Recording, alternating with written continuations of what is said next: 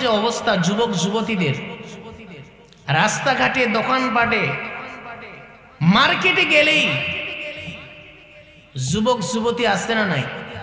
এই যে মাহফিলটা হচ্ছে, অনেক যুবক যুবতী সুবিধা পেয়েছে, সুযোগ পেয়েছে বলে মাহফিলটা হচ্ছে ওই যে ওই দোকানে, মনিহারির দোকানে আছে না নাই? ওরা ওই কাজ করার জন্য আসে, ঠিক কিনা? অনেক বোন আছে, অনেক মেয়ে আছে, এখন আবার মোটর সাইকেলও চালায়। আপনাদের এলাকায় চালায় কি চালায় না? চালায়, চালায় তো ঠিক আছে, চালাক। কিন্তু এমনও দৃশ্য আমি দেখেছি, মেয়ে চালাইতেছে, পিছনে যুবক বসে আছে। কোন জামানায় আইলাম, ঠিক কিনা? আল্লাহ রে, আল্লাহ রে, কোন দুনিয়ায় পাঠাইলা আমারে।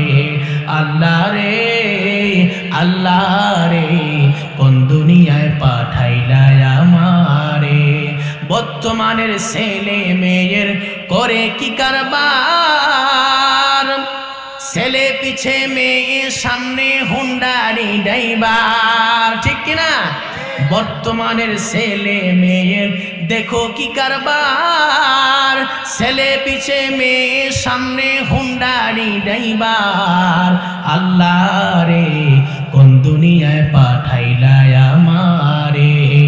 আল্লাহ রে, আল্লাহ রে, কোন দুনিয়ায় পাঠাইলা আমারে। হিন্দি গানের টান মারিয়া রাস্তা হাইটা যায়, কারো কারো কারো কারো সুর শুনিয়া বুকটা ফাইটা যায়, ঠিক কিনা?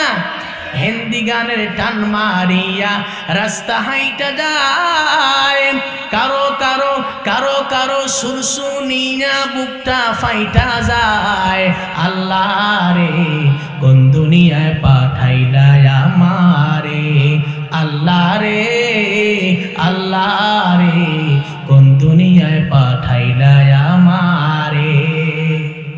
বেশি বলা যাবে না, খুব রাগ করবে আমার উপর। আল্লাহ মা বোনদেরকে হেদায়েত দান করুক, বলেন আমিন।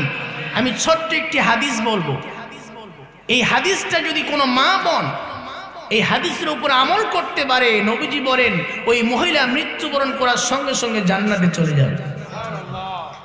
বিশ্ব নবী বলেন, আল মারআতু ইযা সাল্লাত খামসাহা ওয়া সামাত শাহরাহা ওয়া আহসানাত ফারজাহা ওয়া আতাআত বা'লাহা ফালতাদখুল মিন আইয়ি আবওয়াবিল জান্নাহ আও কামা ক্বালা আন-নাবিয়্যু আলাইহিস সালাতু ওয়াস সালাম।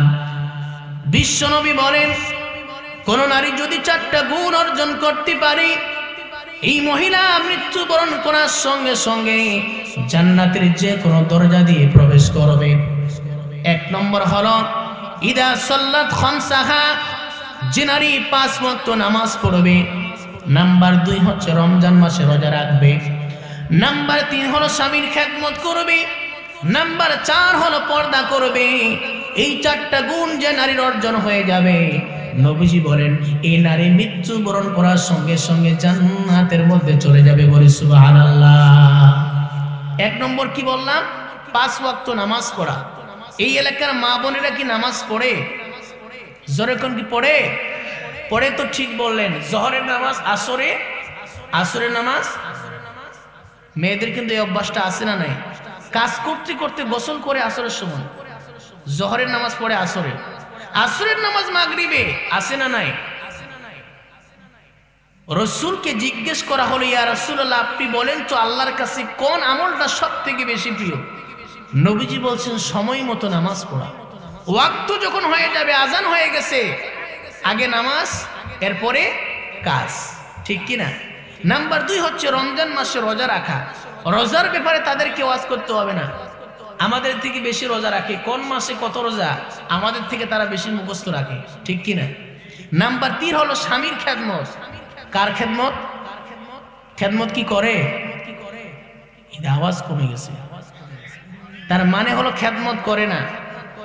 খেদমত তো বিগত 15টি বছর ধরে করে নাই মনে হয়, কারণ তারা ছিল নারী প্রধানমন্ত্রী ছিল না, তাদের ক্ষমতা ছিল আলাদা, বেশি কথা বলবে, জেলখানার ভাত খাওয়াবো।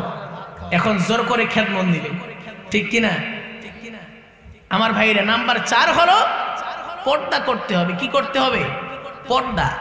এই 4টা গুণ যে নারীর অর্জন হয়ে যাবে, নবীজি বলেন এই নারীটা মৃত্যুবরণ করার সঙ্গে সঙ্গে জান্নাতে চলে যাবে। সুবহানাল্লাহ বলে।